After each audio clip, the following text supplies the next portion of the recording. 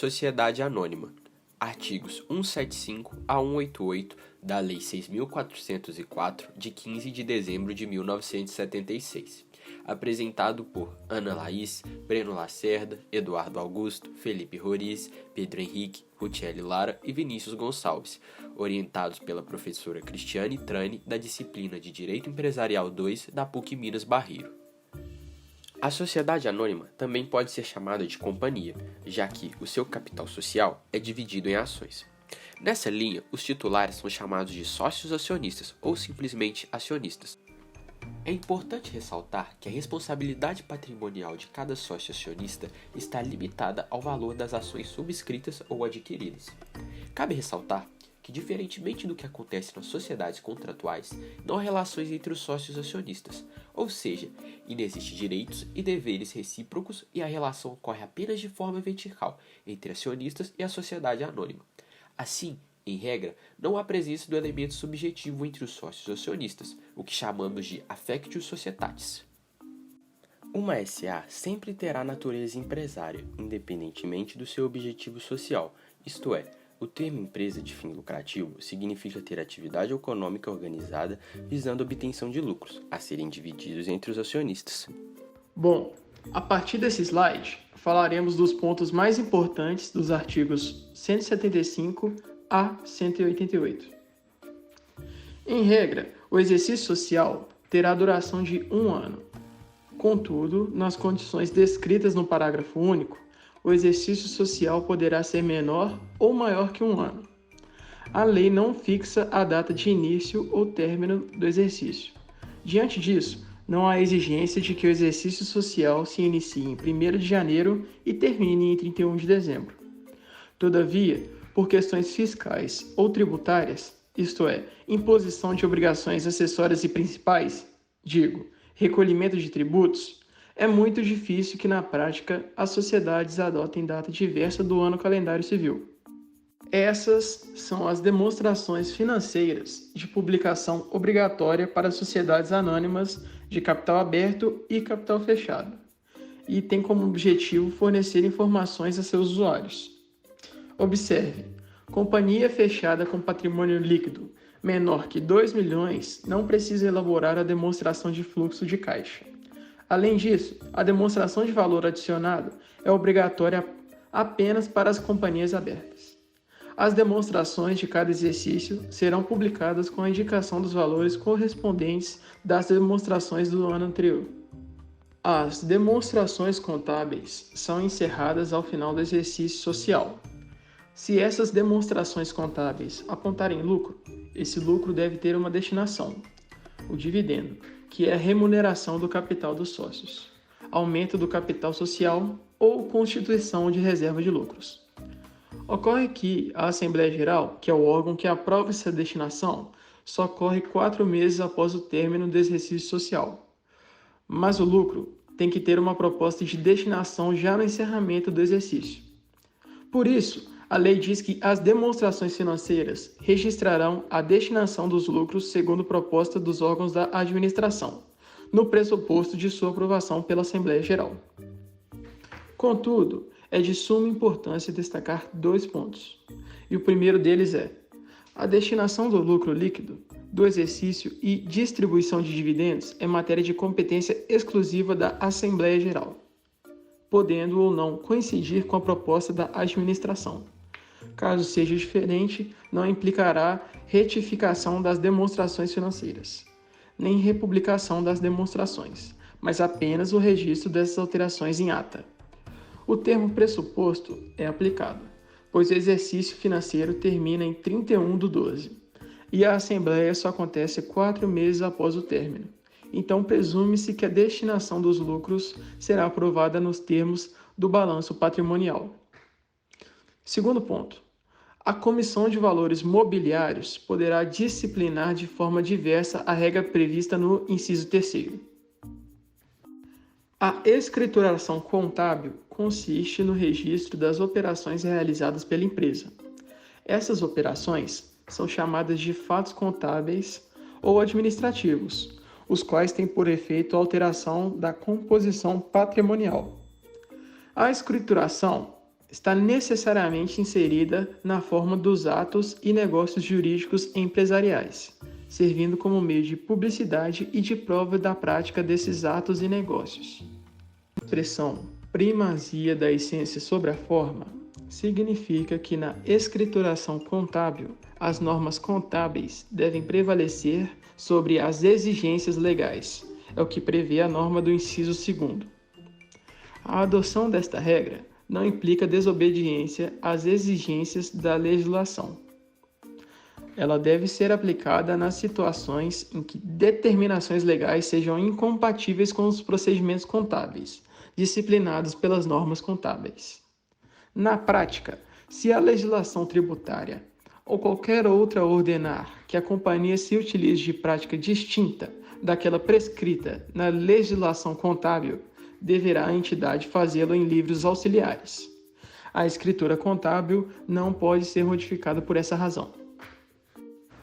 As companhias abertas, que são aquelas que negociam seus títulos no mercado de valores imobiliários, devem seguir as normas da CVM, no que tange às demonstrações financeiras, e devem ser auditadas por auditores independentes, isto é, auditores registrados na CVM, sem nenhum vínculo com a empresa.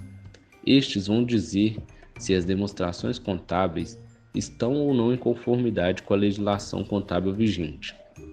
Em relação às normas da CVM, as companhias fechadas podem optar pela observância do disposto para as companhias abertas. O balanço patrimonial é dividido em ativo e passivo, cujos valores finais de cada grupo são sempre iguais, ou seja, no encerramento do balanço, o somatório das contas do ativo, em regra, deve ser igual ao somatório do passivo. O ativo é constituído pelos bens e direitos da companhia. Já o passivo é formado pelo passivo exigível, que representa as dívidas com terceiro, e pelo patrimônio líquido. Em síntese, o balanço patrimonial é a demonstração estática que apresenta a posição financeira e patrimonial da empresa em determinada data. As contas do ativo representam os bens e direitos da companhia. Elas são classificadas em ordem decrescente de grau de liquidez, isto é, expectativa de conversão em moeda. Primeiro aparece a conta caixa, que já é o próprio dinheiro. Depois vamos classificando conforme possa ser convertido em moeda. Lá no final do ativo, temos as contas cujo grau de liquidez é baixo, como terrenos, imóveis, marcas e patentes. As contas alocadas no ativo representam a aplicação dos recursos obtidos de fonte externa ou de terceiros, ou fontes internas. As contas do passivo representam as obrigações da companhia. As contas são classificadas em ordem decrescente de exigibilidade, ou seja, inicia-se com as obrigações de curto prazo, seguidas pela de médio prazo e finalizando com as de longo prazo. A título de exemplo, nós temos os impostos a pagar, os salários a pagar, duplicatas a pagar, fornecedores, empréstimos, financiamentos e provisões, entre outros. No passivo circulante, estão alocadas as operações ou obrigações que vencem nos 12 meses seguintes à data de encerramento do balanço. Já no passivo não circulante, as obrigações que vencem após 12 meses ao encerramento do balanço. O patrimônio líquido é o resultado da diferença entre o ativo e o passivo. O patrimônio líquido, assim como o passivo exigível, representa uma fonte de financiamento da companhia, ou seja, demonstra a origem dos recursos, ou melhor dizendo, de onde veio o dinheiro. A diferença é que o patrimônio líquido representa o capital próprio investido, os sócios acionistas. Já o passivo representa o capital de terceiros, os bancos. As reservas de capital são o ágio nas emissões de ações, os produtos de alienação de partes beneficiárias e o bônus de subscrição, correção monetária do capital realizado enquanto não capitalizado. O ajuste de avaliação patrimonial, que serve tanto para aumentar como para reduzir os valores de ativos e de passivos. As reservas de lucros representam a apropriação de lucros da companhia, ou seja, A empresa retém uma parcela do lucro para determinado fim, seja porque a lei manda, ou por uma parcela que será utilizada para investimento, ou para prevenir um possível prejuízo futuro. As ações em tesouraria são ações que a entidade compra dela mesma. Ela compra as ações, retirando de circulação. A conta em ações em tesouraria é retificadora do patrimônio líquido. Os prejuízos acumulados são valores acumulados de exercícios anteriores, que ainda não foram compensados com os lucros. Os ativos é um montante pago para adquirir um bem ou um montante recebido em troca de uma obrigação. Inicialmente, são avaliados pelo seu custo histórico e atendem ao princípio do registro pelo valor original e, com o passar do tempo, eles serão avaliados pelo custo corrente, o valor realizável, valor presente ou valor justo. A avaliação de um ativo é uma questão muito importante que muitas vezes acaba por ludibriar o operador de direito, pois ele vai se deparar com um balanço patrimonial e pensar que está diante de um valor exato e imutável do patrimônio societário, mas não sabe a subjetividade que envolve aqueles valores. É muito importante frisar que não é tarefa fácil atribuir valor monetário a um determinado bem componente do ativo. A avaliação das contas do passivo são mais fáceis e mais simples do que alguns componentes do ativo, pois nas contas do passivo não vai se cogitar os valores de custo, de mercado ou de reposição. É necessário apenas verificar o efeito da perda de poder aquisitivo da moeda e atualizar mediante aplicação de correção monetárias e juros pactuados ou aplicação da taxa de câmbio, se for o caso de obrigações lastreadas em moedas estrangeiras. A demonstração dos lucros ou prejuízos acumulados, DLPA, indica o montante do dividendo por ação do capital social. O saldo do início do exercício equivale ao saldo final da DLPA do exercício anterior. Esse saldo será zero ou negativo, no caso de prejuízo, visto que a legislação, a Lei 11.638, não permite que as companhias abertas mantenham saldo na conta de lucros acumulados. Os ajustes de exercícios anteriores são lançamentos que ocorrem em razão de apenas duas circunstâncias. A primeira é a mudança de critério contábil, como, por exemplo, a apuração de estoque. A segunda é a retificação de erro de exercício anterior, que não possa ser atribuído a fatos subsequentes. A reversão de reservas são reversões de valores constituídos em reservas, os quais não foram utilizados. O saldo final do exercício obrigatoriamente deveria conter saldo zero ou saldo de prejuízo, tendo em vista que a legislação atual não permite a acumulação de lucros nas companhias abertas. Vamos falar aqui da demonstração de resultado do exercício, a DRE. A DRE, ela visa demonstrar as contas de resultado do período, se as operações de uma empresa estão dando lucro ou prejuízo.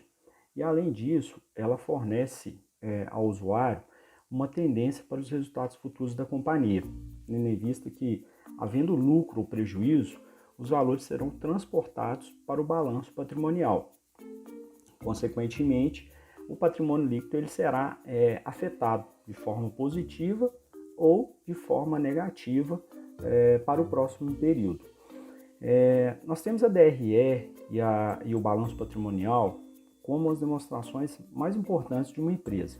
O balanço patrimonial ele demonstra uma posição estática, basicamente uma fotografia dos bens, direitos, obrigações e patrimônio. E a DRE ela demonstra o resultado de uma forma dinâmica, o resultado final da atividade empresarial, se houve ganho efetivo ou se houve prejuízo. Havendo um ganho efetivo, consequentemente, daquele ganho, retira-se a remuneração dos acionistas, mantém-se ou até mesmo desenvolve aí o patrimônio da empresa. Do contrário, havendo prejuízo, nós temos aí uma parcela de desgaste sofrido pelo patrimônio dessa empresa, porque, como dito anteriormente, esse prejuízo ele é absorvido pelo patrimônio líquido. Obviamente, sendo absorvido, por isso falamos que há o desgaste desse patrimônio. É importante destacar que as contas de resultado elas são consideradas dinâmicas, pois ao final do exercício, a cada exercício, elas são zeradas e o resultado, ou seja, o lucro, o prejuízo, ele é transportado para o balanço patrimonial. A DRE ela demonstra o resultado econômico da companhia. O que seria isso? Os registros das receitas e das despesas na competência de sua ocorrência. Então, independente de ter ocorrido ingresso ou saída de recurso financeiro, essas despesas ou receitas, elas devem ser lançadas na demonstração de resultado na data da sua ocorrência. Diante disso, nós não podemos aí confundir resultado econômico com resultado financeiro. O resultado financeiro, ele é a disponibilidade momentânea do recurso, do dinheiro propriamente dito. E já o resultado econômico, ele é o lucro ou prejuízo. E por fim, cabe ressaltar que a DRE, ela indica o lucro por ação.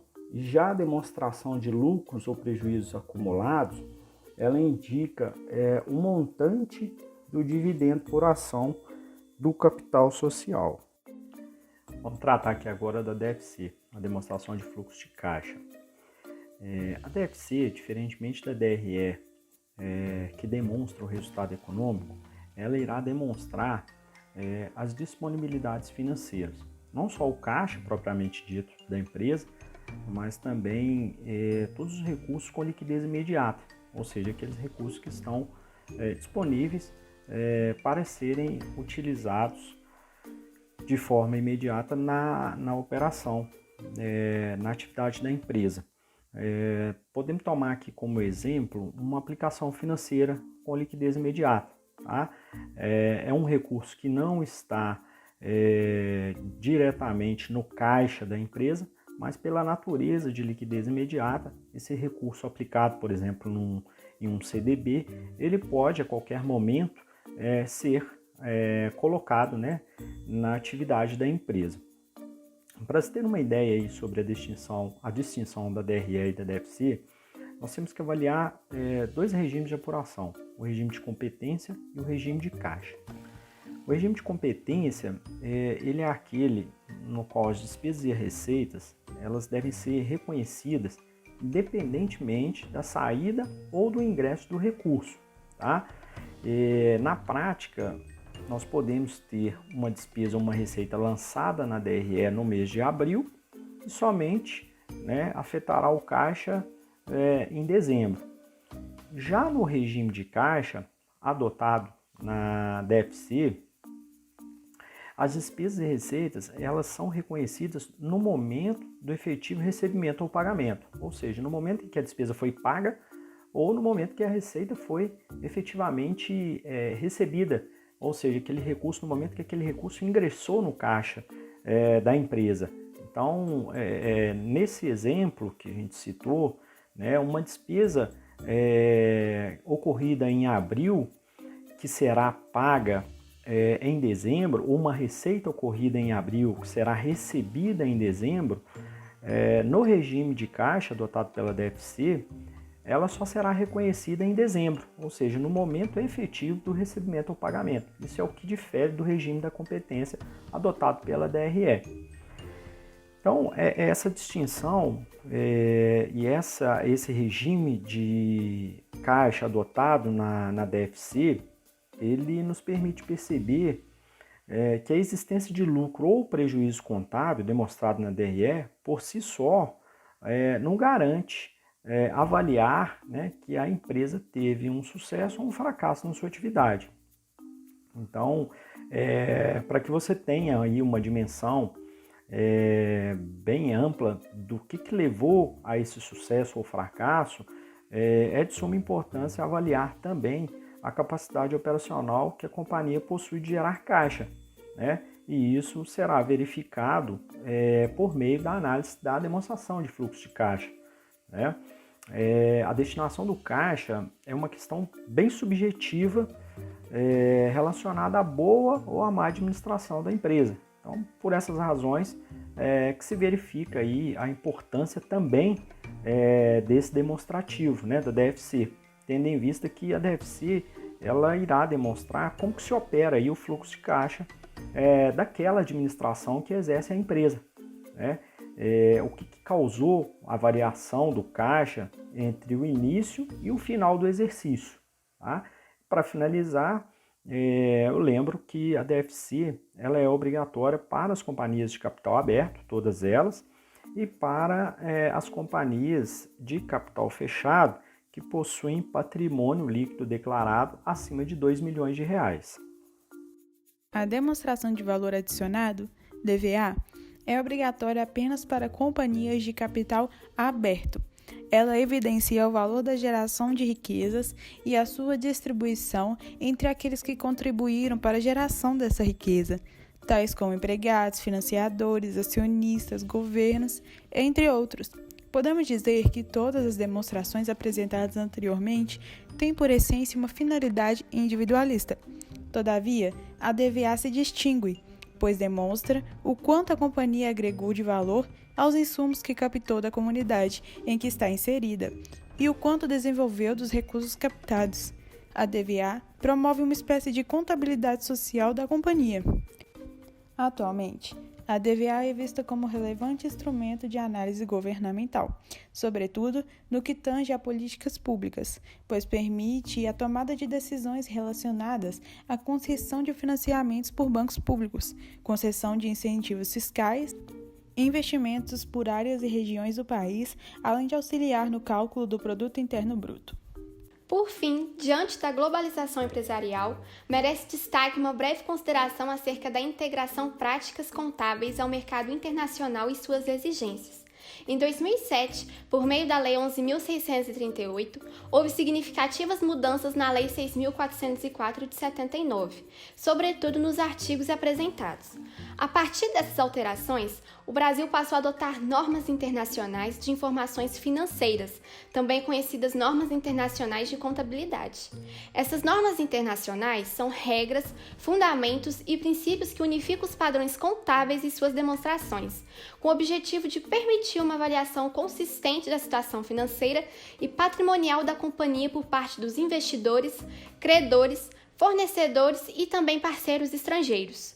Essa padronização instituída pela legislação brasileira permite que uma mesma análise de valores e princípios que é realizada no Brasil ocorra na Itália, na Inglaterra, nos Estados Unidos e entre outros.